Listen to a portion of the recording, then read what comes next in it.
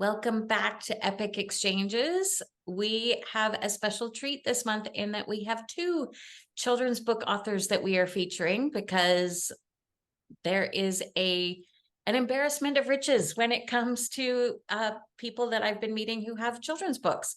And I think this is a great feature for the podcast. People have been loving it. So today I am super happy to welcome my friend Kristen. We have known each other for quite a while.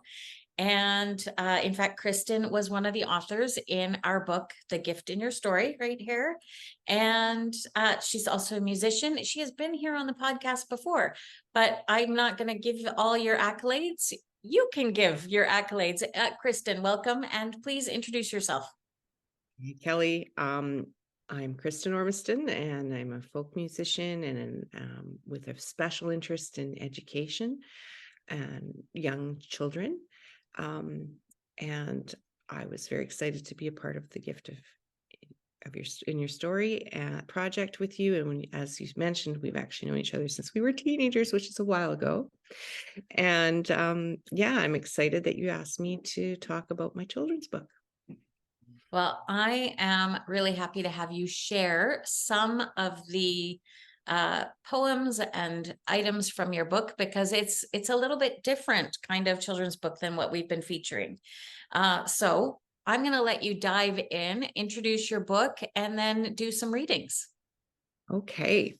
So my book was it's an illustrated songbook. So as I mentioned, I'm a musician, a folk musician with a special interest in young children and education.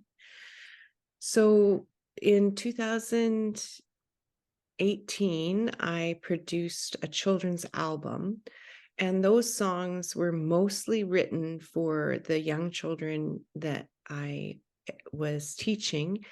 There's one song that was actually composed for my son's grade 5 class, and my son is now 35, so a long time ago, but most of the songs were actually composed for the children that I was teaching, both at the base of Mount Fuji in a town called Gotemba, Shizuoka.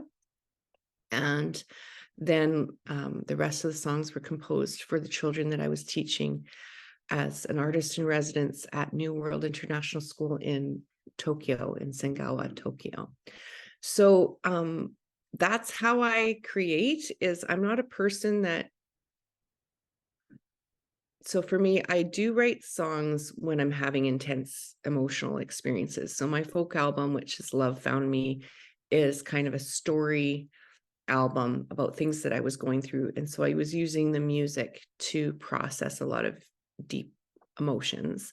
But I was also at that time working at Gather, a restaurant here on Pender Island that my friends owned. And every Thursday night we'd have a open mic. So I was composing those songs for the people that I was serving in that restaurant. I was helping them manage it, and I was friend of house. And so these, my songs are gifts to people I love and sharing. So this album, were specifically, there's a ladybug song. So the 3-year-old class in Tokyo was learning about ladybugs and life cycles. Life cycles was their subject. So the teachers asked me, could you write something about life cycles? So I wrote them the ladybug song. So this album was all created for actual children that I adore. So I create things for real people that I have a real relationship with to bring joy into their lives, because I love them. I like to give presents. So I give songs as presents. And this present is the book. And so I love to collaborate. That's my favorite thing. That's why I like working with you, because I just find other people's creativity and my creativity. I love to run with what we come up with together. So I have a cousin in Prince Rupert, and she was also an educator, and she's also an artist, but she's a visual artist. So we're cousins, and she created these beautiful illustrations based on my songs. And so I'm going to show you the book now, all that. I hope that wasn't too much preamble, but this is the songbook, and that's her cartoon version of me with the guitar, which is pretty much what I do. I go into classes and I sing with kids. So, and then so it's called the Way Down Songbook. So if you were to go on Apple or YouTube or Amazon Music or any of those streaming services, you would put in Mrs. Kristen, and then you would put in the Way Down album. So I'm just going to turn off my notifications here because I don't really want to be notified while we're doing this. So anyways, so in the book, I have this page. So most people use Spotify or Apple Music. So a parent would take their iPad or their iPhone, and they would scan these Q codes, and that would load the album onto their device or whatever they're playing. And then the children would be able to, while they're looking at these beautiful illustrations that Hannah Phillips and Medill made, they would be listening to the songs. So because I'm not going to sing the songs in this interview, that would not do them justice. They're beautifully recorded with my friends in Rosebud, Alberta, some fantastic musicians that supported me in creating these produced songs. But I am going to read some of the poems whenever you want me to. But so yeah, is that enough as far as an introduction? Sorry, bloopers. Okay. Yes, just dive in. Okay. Go for it. Okay. And now I've, for whatever reason, lost you. Okay, here we go. Zoom. Okay, there I okay. All right. So I'm going to read you a poem that I wrote. So I was living in Tokyo and teaching in Tokyo. And one of the things that fascinated me is that, my students were, from families that were, wonderful, beautiful, amazing families, all sorts of jobs, like international lawyers and like doctors and people doing all sorts of very interesting work. And a lot of them would send their children to international school because often they would get posted on other parts of the world. And they knew their child might have to go to an English school at some point, and they would want their child to have this was kind of like English immersion. So, but no matter what socioeconomic group they came from, I'd say 75%, maybe even more, didn't use cars, or at least not to get their kids to school. Maybe they had a car that sat there and was used on a Saturday or something, because transportation in Tokyo, it is much less convenient to drive anywhere than it is to use the trains and to ride your bike. So in Japan, they have these things called mama cherries, and that's like meant like for a mama chariot, kind of. It's a mama cherry. And these were electric bikes before they were cool here. And they would have a big child seat on the front, and they would have a big child seat on the back, and they would have like rain covers so you could put your, like, and up to 6 or 7 years old, they would ride with their mom, would be on the bike with them, driving them around to the grocery store, dropping them at school. So school drop off was mostly like walking or in the mama cherry. And so I thought it was so fun and fascinating that, like for a 3, 4, 5, 6-year-old in Japan, like you don't get in, there's no minivan. Like you are on your mama cherry, and you're getting from point A to point B, everything from groceries and all of your errands, and then using the train if you're going anywhere farther than that. So, and of course, little children, because 2 to 7-year-olds are fascinated with the trains. And the trains are a spectacular engineering accomplishment in Japan. And there's different lines, so that the trains are, instead of being public transit like we have here, the trains are actually owned by private companies. And so your whole line is owned by a company. And so at your station, there's a grocery store that's owned by that train line. And your whole, like, it's much easier if you're on the same line to get to and from.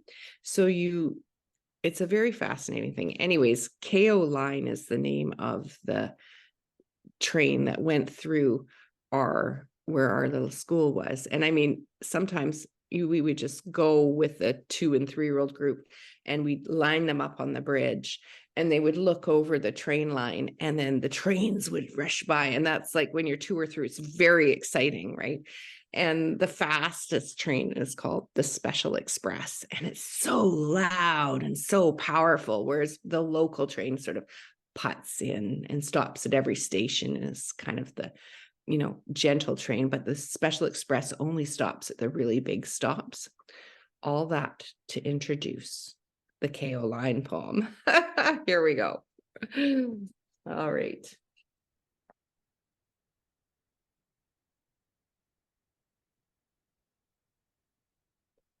So here's my illustration that Hannah did of the Mama Cherry, and she's got 2 little ones, and then that's an actual illustration of what a KO line looks like, and there's a moon in the sky. So here we go. KO line. Last night I saw a sliver moon over the KO line. My mom and I were on her bike. It was almost supper time. The air was cold. The stars were bright. The Special Express gave us such a fright. Last night I saw a sliver moon over the KO line. So that's a little bit of one.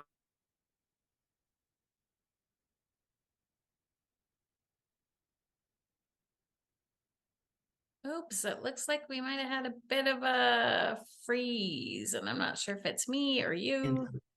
Sorry, we had a bit of a freeze there. So we got the end of the poem. Okay. Okay, good. Okay. So on the actual track that's recorded, you can hear the train, the KO train, in the background. So yeah, but that's basically what the book is. You would Q code it, you'd go to the tracks, and then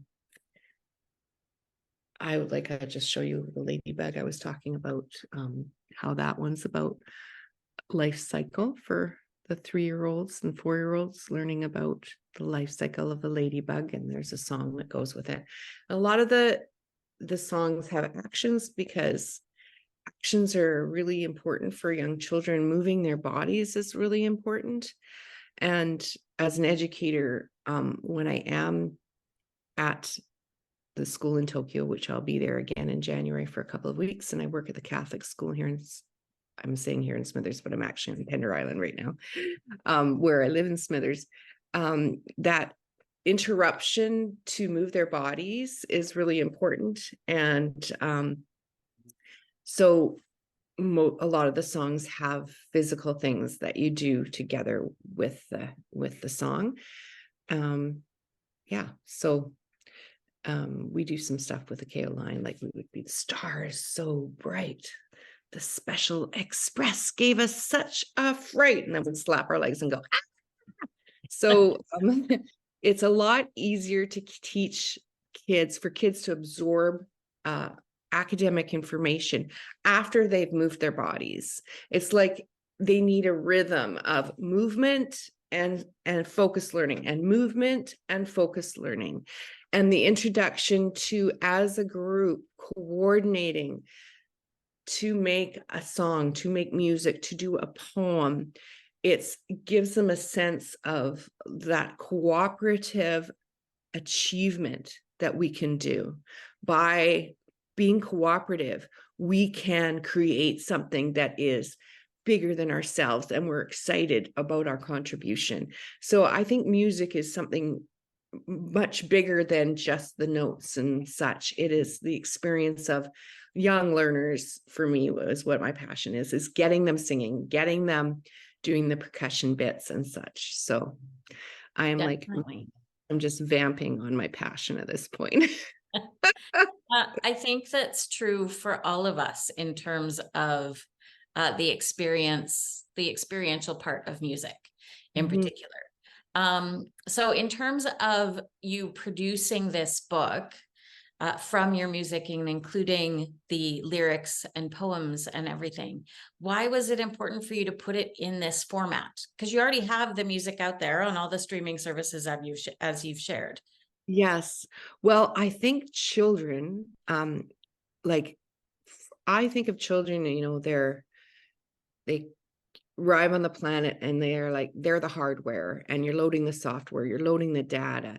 And the more data you can give to them in different formats of their senses, the more exciting it is for them to put the puzzles together. So the music is, of course, the sound, the movement of is the body and feeling, and so fun to have a visual to feed that imagination. So for instance, I'm going to go to Violet. So we have a song about Violet, and she is a chinchilla, and there's a whole story behind Violet that I tell the kids. She's actually the chinchilla on the front of this surfboard, and she lives in Hawaii. She relocated there. Um, and there's a big story behind her relocation to Hawaii, because she was living with a very nasty old lady in Victoria who was planning to turn her entire family into some very fancy chinchilla coats in around the 1950s. Anyhow, she did find a way to get her family to Hawaii, where there's a volcano, because she loves to roll around in volcano dust. In any case, by giving that actual image of Violet, it enables children to take that idea, the story, and create in their own mind all of the things that I tell them that Violet's up to, which is a really important developmental tool to get kids envisioning and imagining. So it's just way more fun too to have. And then kids love to have a thing. Mm. They love to have a thing that's theirs to touch, like just the touching element, right? Then this, I know it sounds really corny, but the smelling and the feeling and all that stuff when you're 3 or 4 years old, to have my book, right? So I actually went to Hinton in the earlier fall, and I gave this to my best friend's grandson, who is about 5, and he's absolutely loving it, right? Like it's a thing that's mine and I hold and I have it. And you can't do that with just the music. Right. Now you mentioned the actions and everything that you had with the kids with the songs. Do you have any videos or anything that kind of show that for kids that might be listening so that they can actually be involved with other kids, even if it's on video? I don't, but that's a great idea. I mean, it gets a bit tricky, especially with privacy laws and stuff and with kids, Right. right? Um, And I mean, the funnest way to do that would be to have it with a group of kids and showing it. But I haven't figured out how to do that in a way that would be respectful of privacy and legal. But I think I should probably, like, this is my first book of the series. So this is the songbook. My next one that's coming out soon is the notated version. So it's all of the songs with the notes so that the kids can see the notes as an introduction to music, as well as they could play them on any treble clef instrument, the melody lines. So, or a teacher could project the music so children could see the visual aspect and start putting together, building that reading music skill for the future. That's the next book I'm doing, or in the almost finished actually. And I've got coloring pages so that these illustrations, but with no color, so kids or teachers could photocopy. Like I specifically made this series in the good old, non-fancy letter size book because that's the most easily accessible for educators. So I don't want them to have to resize it if they're going to photocopy for the class a coloring sheet or the music. So that's the next book. And the one after that, I'm working with a wonderful friend and colleague, Lisa Guthrie, who has a music school in Victoria. She's had this music school for 30 years, and she's doing arrangements for children learning to play the piano. So she's taking my songs, she's transposing them into easier keys for kids to play, and then she's transposing them as a piano piece that they could one day perform at a recital, and using all of her amazing techniques that she has picked up over 30 years about teaching piano. So I think maybe with the actions thing, I probably should have that resource available. I agree with you, but I haven't figured out how to do it. It was just a thought because you've talked so much about the actions and the interactivity of it all, which is fantastic. Moving is so important. So important. Like the ladybug thing is hilarious. Like deep down in my heart, like I do this for my own fascination with young children and how hilarious I think they are. And I act like I take it super seriously, and then they take it super seriously. So, when we're doing the actions, with there's regular sized ladybug actions, which we do first. Those aren't the giant actions, and the regular size, and they have to sort, oh, is it regular size actions time or is it giant actions time? Again, working about that cooperative and learning the cooperative and what we can do together. So they start out as orange eggs, they grow into black larvae, they eat a lot of green aphids, they wrap up into pupae, they stay very, very still, waiting for 7 days. 1, 2, 3, 4, 5, 6, 7, and they wake up as ladybugs. And so it's that kind. And then, of course, they start out as orange eggs. They turn into black larvae. They eat a lot of green aphids. Yeah. So I need to apologize for our audio listeners because you can't see any of these actions. So you'll need to go to YouTube to check them out if you're curious. We are running out of time. So Kristen, if people want to find out more about your music, about you, about your book, how can they find you? Well, Kristin Ormiston, musician, Facebook is a really where I stay pretty current. And then Kristin Ormiston on Instagram, pretty current too. Try to post different things at those different places. My publishing company is ormistonpress.ca. You can buy the book on Amazon. You can buy the book from my website, or you can go to any bookstore and ask for Kristin Ormiston, the Way Down Songbook. They probably won't have it in stock, but they would definitely be able to order it for you. Does that work? That's a lot. We'll have as many links as we can in our show notes, so people can go there too, and we will be sharing them on our social media. So thank you so much. Way more than I expected out of this interview, so that's exciting. Yeah. Thank you for being here. Thank you for sharing. Yeah, and one extra note is that my artist name for my children's music book on all the streaming sites is Mrs. Kristin rather than Kristin Ormiston.